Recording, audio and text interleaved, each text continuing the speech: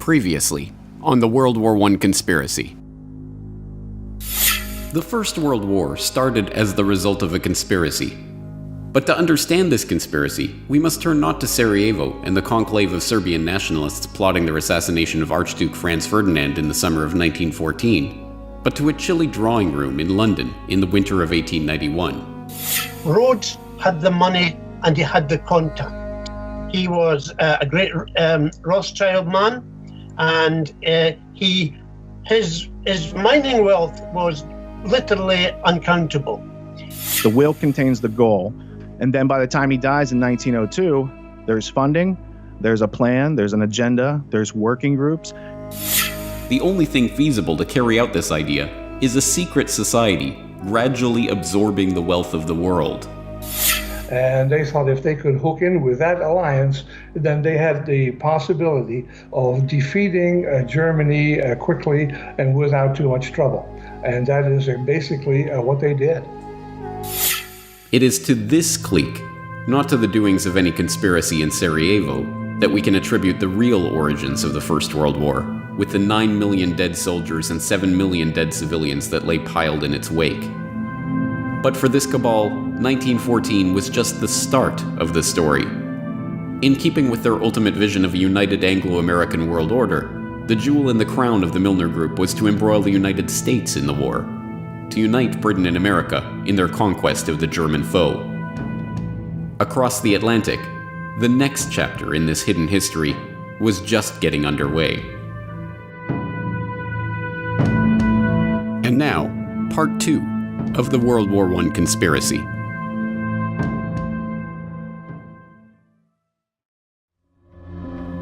Part 2. The American Front. May 7th, 1915. Colonel Edward Mandell House is on his way to meet with King George V, who ascended to the throne after Edward VII's death in 1910. Accompanying him is Edward Grey, British Foreign Secretary and acolyte of the Milner Group. The two speak of the probability of an ocean liner being sunk, and House informs Grey that, if this were done, a flame of indignation would sweep across America, which would in itself probably carry us into the war. An hour later, at Buckingham Palace, King George V inquires about an even more specific event. We fell to talking, strangely enough, of the probability of Germany sinking a transatlantic liner. He said, suppose they should sink the Lusitania with American passengers on board. And, by a remarkable coincidence, at 2 o'clock that afternoon, just hours after these conversations took place, that is precisely what happened.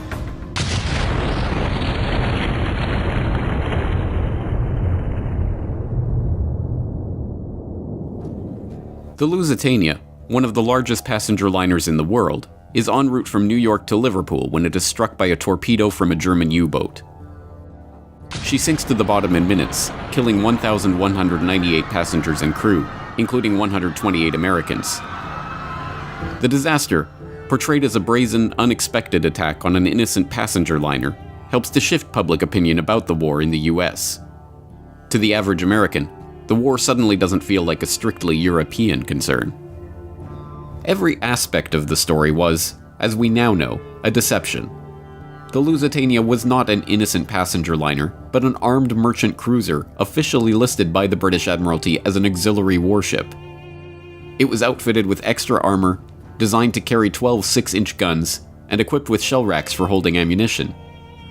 On its transatlantic voyage, the ship was carrying war material, specifically more than 4 million .303 rifle bullets and tons of munitions including shells, powder, fuses, and gun cotton in unrefrigerated cargo holds that were dubiously marked cheese, butter, and oysters.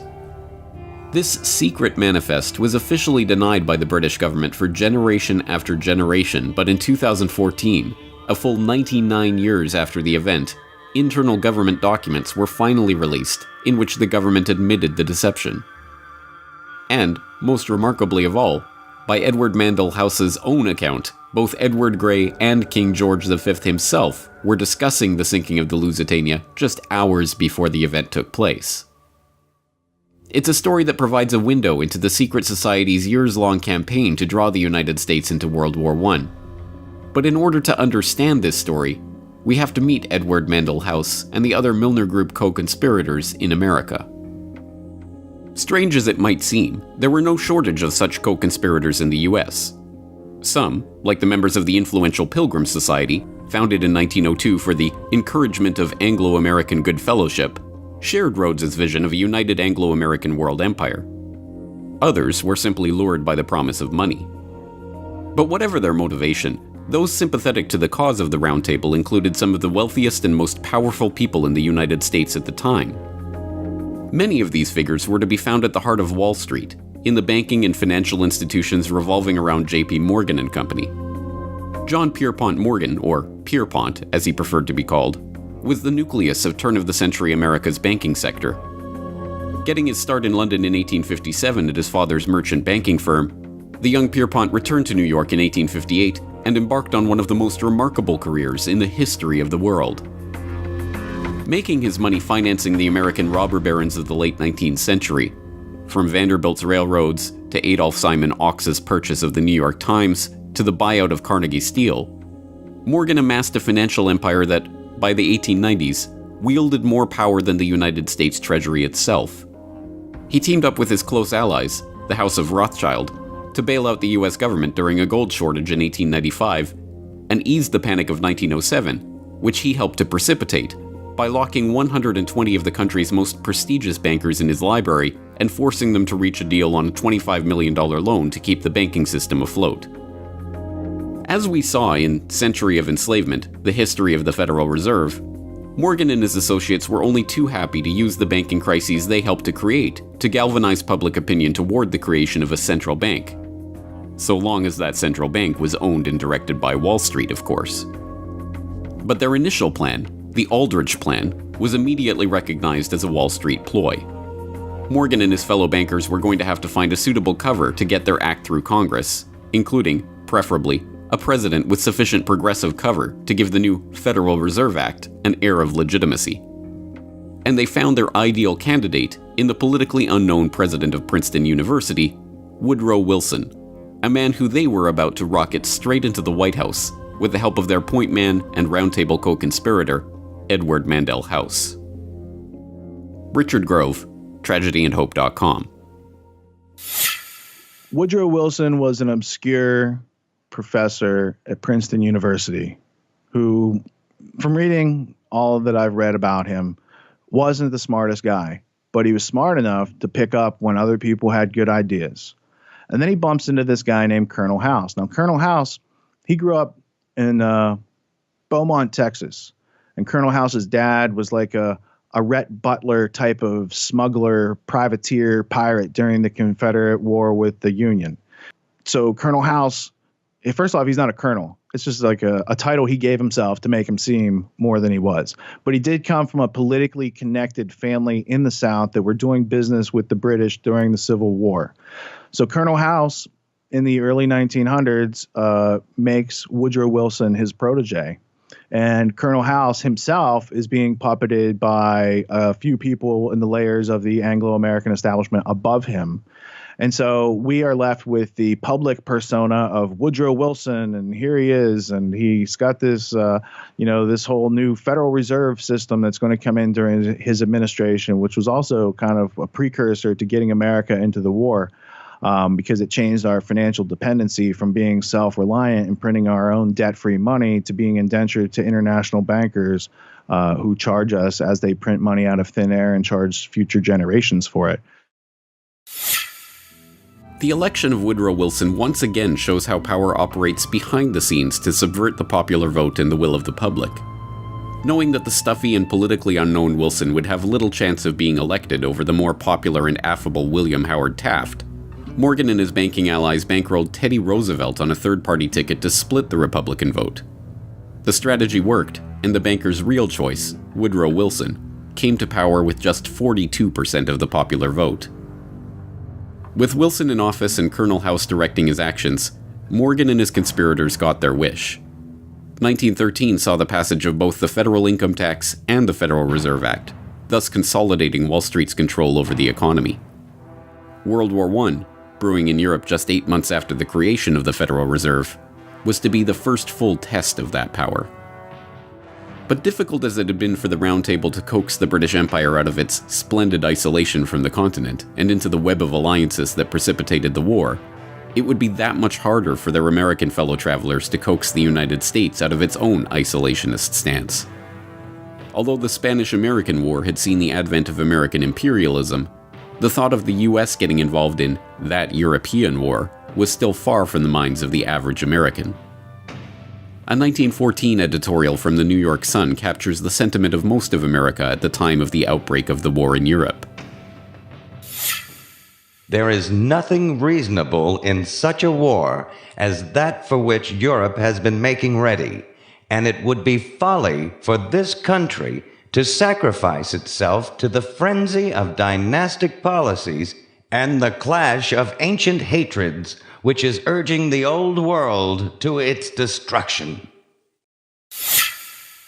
The Sun was by no means unique in its assessment. A vote taken among 367 newspapers throughout the United States in November of 1914 found just 105 pro-Ally and 20 pro-German papers, with the vast majority, 242 of them, remaining firmly neutral and recommending that Uncle Sam stay out of the conflict. Once again, just as they did in Britain, the cabal was going to have to leverage its control of the press and key governmental positions to begin to shape public perception and instill pro-war sentiment. And once again, the full resources of these motivated co-conspirators were brought to bear on the task. One of the first shells in this barrage of propaganda to penetrate the American consciousness was the Rape of Belgium, a catalogue of scarcely believable atrocities allegedly committed by the German forces in their invasion and occupation of Belgium at the start of the war. In a manner that was to become the norm in 20th century propaganda, the stories had a kernel of truth. There is no doubt that there were atrocities committed and civilians murdered by German forces in Belgium. But the propaganda that was spun from those kernels of truth was so over the top in its attempts to portray the Germans as inhuman brutes that it serves as a perfect example of war propaganda. The American population at that time had a lot of German people in it. 30 to 50% of the population had relations back to Germany. So there had to be this very clever propaganda campaign. It's known today as Babies on Bayonets.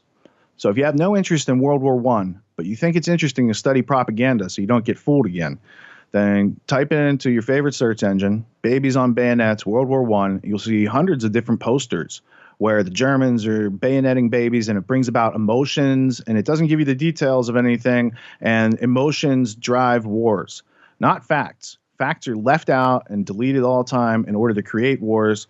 So I think that putting facts back in might help prevent wars. But I do know that they like to drive people on emotion. The Babies on Bayonets, getting America into World War I, that's a key part of it. Children who had their hands chopped off, nuns that were raped, shocking things, genuinely shocking things. The Canadian officer who was nailed to a St. Andrew's cross on a church door and left there to bleed to death. These were the great myths peddled in order to defame and bring down the whole image of any justification for German action and try and influence America into war. Jerry Docherty, co-author of Hidden History, The Secret Origins of the First World War. That's not to say that there weren't atrocities on both sides. War is an atrocious event, and there are always victims, absolutely. And I offer no justification for it. But the lies, the unnecessary abuse of propaganda, even when in Britain they decided that they would put together the definitive volume of evidence to present it to the world, the person they asked to do this just so happened to have been former British ambassador to the United States and a man called Bryce, who was very well liked in the States. And his evidence was published and put forward, and there were screeds of stories after stories. But then later it was discovered that, in fact, the people who took the evidence hadn't been allowed to speak to any of the Belgians directly, that in fact what they were doing is they were listening to a middleman or agents who had supposedly taken these stories, and when one of the official committee said, "Well, hold on, can I speak to can I speak to someone directly?" No. He resigned. He wouldn't allow his name to be put forward with the and that's the extent to which, this is false history. It's not even acceptable to call it fake news. It's just disgusting. The campaign had its intended effect. Horrified by the stories emerging from Belgium, stories picked up and amplified by the members of the Round Table in the British press, including the influential Times and the lurid Daily Mail, run by Milner ally Lord Northcliffe, American public opinion began to shift away from viewing the war as a European squabble about an assassinated Archduke, and toward viewing the war as a struggle against the evil Germans and their sins against civilization. The culmination of this propaganda campaign was the release of the report of the Committee on Alleged German Outrages, better known as the Bryce Report, compiled for His Britannic Majesty's government and presided over by Viscount James Bryce, who, not coincidentally, was the former British ambassador to America and a personal friend of Woodrow Wilson. The report was a sham, based on 1,200 depositions collected by examiners who had no authority to administer an oath. The committee, which was not allowed to speak to a single witness itself, was tasked merely with sifting through this material and deciding what should be included in the final report. Unsurprisingly, the very real atrocities that the Germans had committed in Belgium, the burning of Louvain, Andenne, and Dinant, for example, were overshadowed by the sensationalist and completely unverifiable stories of babies on bayonets and other acts of villainy. The report itself, concluding that the Germans had systematically and premeditatedly broken the rules and usages of war, was published on May 12, 1915, just 5 days after the sinking of the Lusitania. Directly between these two events, on May 9, 1915, Colonel House, the man who Wilson called his second personality and his independent self, wrote a telegram which the president dutifully read to his cabinet and was picked up by newspapers across the country. America has come to the parting of the ways when she must determine whether she stands for civilized or uncivilized warfare. We can no longer remain neutral spectators. Our action in this crisis will determine the part we play when peace is made, and how far we may influence a settlement for the lasting good of humanity. We are being weighed in the balance, and our position amongst nations is being assessed by mankind. But despite this all-out propaganda assault, the American public was still largely against entering the war.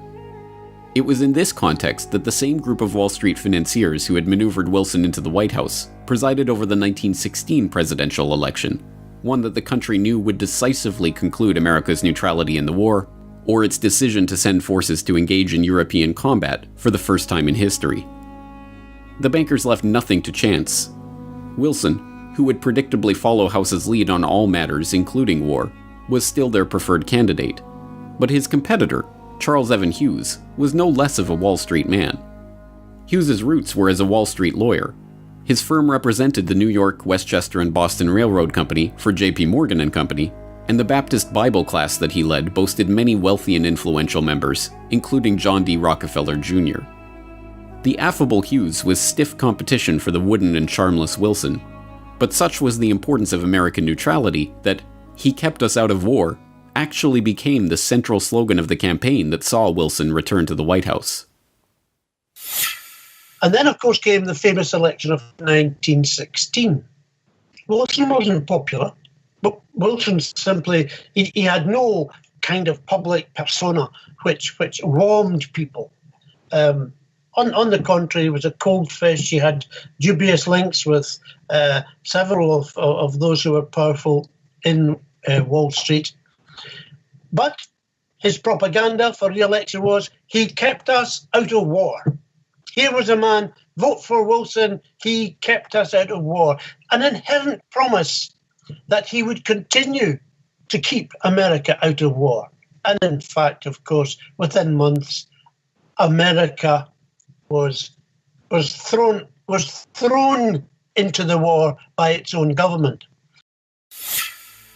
He kept us out of war. But just as in the British election of 1906, which saw the British public overwhelmingly voting for Henry Campbell Bannerman's Liberal Party and their platform of peace, only to get the Milnerites in the cabinet entering secret agreements to bring about war, so too was the American public duped at the ballot box in 1916. In fact, in the fall of 1915, over 1 year before the election even took place, Wilson's string puller, Edward Mandell House, was engaged in a secret negotiation with Edward Grey, the Milnerite heading Britain's Foreign Office. That negotiation, long hidden from the public, but finally revealed when House's papers were published in 1928, shows the lengths to which Grey and House were willing to go to draw America into the war on the side of the Allies and against the Germans. On October 17, 1915, House drafted a letter to Grey which he called one of the most important letters I ever wrote. Before sending it, he split it into 2 separate coded messages to ensure it would not be readable if it were intercepted. In it, he laid out a plan to steer the US into war with Germany under the false pretense of a peace conference. Dear Sir Edward, in my opinion, it would be a worldwide calamity if the war should continue to a point where the Allies could not, with the aid of the United States, bring about a peace along the lines you and I have so often discussed. It is in my mind that, after conferring with your government, I should proceed to Berlin and tell them that it was the President's purpose to intervene and stop this destructive war, provided the weight of the United States thrown on the side that accepted our proposal could do it. I would not let Berlin know, of course, of any understanding had with the Allies, but would rather lead them to think our proposal would be rejected by the Allies. This might induce Berlin to accept the proposal, but if they do not do so, it would nevertheless be the purpose to intervene. Perhaps realizing the gravity of what was being proposed, Woodrow Wilson, the man who would later be elected for his ability to keep America out of war, merely added the word probably to House's assurance that America would join the war. The negotiations for this plan continued throughout the fall of 1915 and winter of 1916. In the end, the British government balked at the proposal because the thought that the Germans might actually accept peace, even a peace of disarmament brokered by the US, was not enough. They wanted to crush Germany completely, and nothing less than total defeat would be sufficient. Another pretense would have to be manufactured to embroil the US in the war. When, on the morning of May 7, 1915, House assured Grey and King George that the sinking of the Lusitania would cause a flame of indignation to sweep across America, he was correct. When he said it would probably carry us into war, he was mistaken. But in the end, it was the naval issue that eventually became the pretext for America's entry into war. The history books of the period, following the familiar pattern of downplaying Allied provocations and focusing only on the German reactions, highlight the German policy of unrestricted submarine warfare which led to the downing of the Lusitania. The practice, which called for German U-boats to attack merchant ships on sight, was in contravention of the international rules of the sea at the time and was widely abhorred as barbaric. But the policy was not instituted out of any insane bloodlust on the part of the Kaiser. It was in response to Britain's own policy of breaking international rules of the sea. At the outbreak of war in 1914, the British had used their position of naval superiority to begin a blockade of Germany. That campaign, described as one of the largest and most complex undertakings attempted by either side during the First World War, involved the declaration of the whole of the North Sea as a war zone.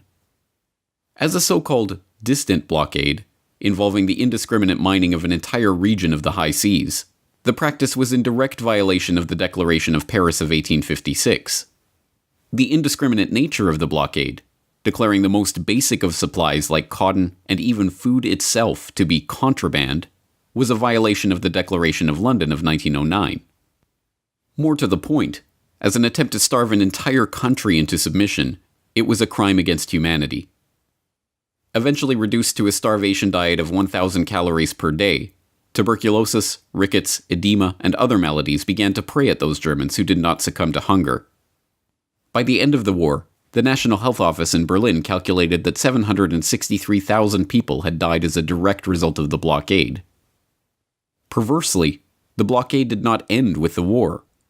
In fact, with Germany's Baltic coast now effectively added to the blockade, the starvation actually continued and even intensified into 1919. Faced with protestations from the Austrian ambassador about the illegality of the British blockade, Colonel House, now America's de facto president, merely observed, "He forgets to add that England is not exercising her power in an objectionable way, for it is controlled by a democracy." This double standard was not the exception, but the rule when it came to those in America's East Coast establishment who were hungry to see the US join the Allies on the battlefields of Europe. As historian and author Ralph Raico explained in a 1983 lecture, it was these double standards that led directly to America's entry into the war. The Wilson administration now takes the position which will ultimately lead to war. The German government is to be held strictly accountable for the death of any Americans on the high seas, regardless of circumstances. The Germans say, well, let's see if we can live with this, as long as you're willing to put pressure on the British to have them modify their violations of international law. That is, they're placing a food on the list of contraband materials, which had never been done before. The British, as you know, take your merchant ships off the high seas on the way to Rotterdam, because they say anything that goes to Rotterdam is going to go to Germany. So they take American ships off the high seas. The British have put cotton on the list of contraband, confiscating these materials. They interfere with letters going to the continent because they think there's military intelligence possibly involved. The British are imposing in many ways on Americans. So if you hold them responsible, we'll behave ourselves as far as submarines go. This was not to be the case. And the attitude of the Americans towards British violations of neutral rights were quite different. One reason is that the American ambassador to London, Walter Hines Page, was an extreme Anglophile. One time, for instance, he gets a message from the State Department saying, tell the British they have to stop interfering with American mail shipments to neutral ports. And the American ambassador goes to the British Foreign Minister, Edward Grey, and says, look at the message I've just got from Washington. Let's get together and try to answer this. This was his attitude. The British were never held to the same standard as the Germans. At home, Theodore Roosevelt, who in previous years had been a great friend of the Kaisers and a great admirer of Germany, now says we have to get into this war right away. Besides that, there's a campaign for preparedness, for building up the American Army, the American Navy, drilling American citizens in combat techniques. There's a kind of hysteria, really, that travels over the country, considering that there's, at this time, certainly, no chance of some kind of immediate threat to the United States. And people like Roosevelt and Wilson begin talking in a very unfortunate way. Wilson says, for instance, in America we have too many hyphenated Americans. Of course he meant German Americans, Irish Americans. And these people are not totally loyal to our country. Already scapegoats are being looked for, and public opinion is being roused. In January, this diplomatic negotiation, the exchange of memos goes on for the next few years. In January of 1917, the Americans, not having been able to budge the British in the least on any British violation of American rights, the British blockade intensifying, the Germans really feeling hunger. In a very literal sense, especially the people on the home front. The Kaiser is persuaded by his admirals and generals to begin unrestricted submarine warfare around the British Isles. The American position by this time had solidified, had become a totally rigid one, and when all is said and done, when you go through all of the back and forth memoranda and notes and principles established, the United States went to war against Germany in 1917 for the right of Americans to travel in armed, belligerent merchant ships carrying munitions through war zones. Wilson's position was that even in that case, the Germans simply had no right to attack the ship, as long as there are Americans on the ship. Shall I repeat that? Armed, belligerent, that is to say English, armed English merchant ships carrying munitions could not be fired upon by the Germans as long as there were American citizens on board. And it was for the right of Americans to go into the war zone on such vessels that we finally went to war. After months of deliberations, and with the situation on the home front becoming increasingly desperate, the German military commanders decided to resume their unrestricted submarine warfare in 1917. As expected, U.S. merchant ships were sunk, including 4 ships in late March alone. On April 2, 1917, Woodrow Wilson made his historic speech calling for Congress to declare war on Germany and commit U.S. troops to European battlefields for the first time. The speech, made over 100 years ago by and for a world that has long since passed away, still resonates with us today. Embedded within it is the rhetoric of warfare that has been employed by president after president, prime minister after prime minister, in country after country, and war after war, right down to the current day. From it comes many of the phrases that we still recognize today as the language of lofty ideals and noble causes that always accompany the most bloody and ignoble wars. With a profound sense of the solemn and even tragical character of the step I am taking, and of the grave responsibilities which it involves, but in unhesitating obedience to what I deem my constitutional duty, I advise that the Congress declare the recent course of the Imperial German government to be, in fact, nothing less than war against the government and people of the United States. The world must be made safe for democracy. Its peace must be planted upon the tested foundations of political liberty. We have no selfish ends to serve. We desire no conquest, no dominion. We seek no indemnities for ourselves, no material compensation for the sacrifices we shall freely make. We are but one of the champions of the rights of mankind. We shall be satisfied when those rights have been made as secure as the faith and the freedom of nations can make them. 4 days later, on April 6, 1917, the U.S. Congress issued a formal declaration of war against the Imperial German government. Inside the White House, President Woodrow Wilson conferred with advisors, then signed the proclamation of war against Germany. Everywhere there was cheering and waving of flags. Hindsight or cynicism might make us smile at the thought that this war was sometimes called the Great Adventure. Never again would we see our entry into a major conflict excite so many to such heights of elation. Naive? Probably. But here was a generation of young men not yet saturated by the paralyzing variety of self-analysis and the mock sciences. They believed. Over there, send the word over there, that the Yanks are coming, the drums rum-tumming everywhere, so prepare, stay up. All along the Western Front, the Allies rejoiced. The Yanks were coming. House, the Milner Group, the Pilgrims, the Wall Street financiers, and all of those who had worked so diligently for so many years to bring Uncle Sam into war had got their wish. And before the war was over, millions more casualties would pile up.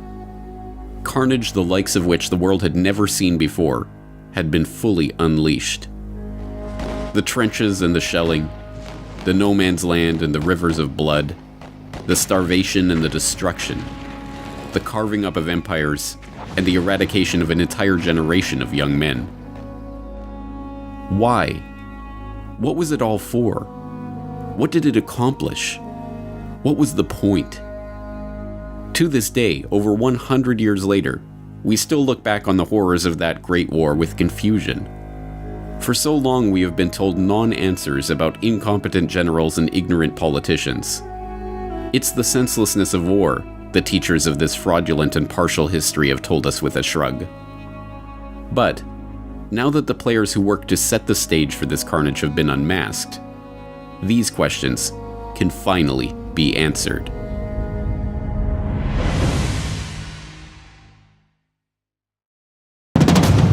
Next time on the World War I Conspiracy.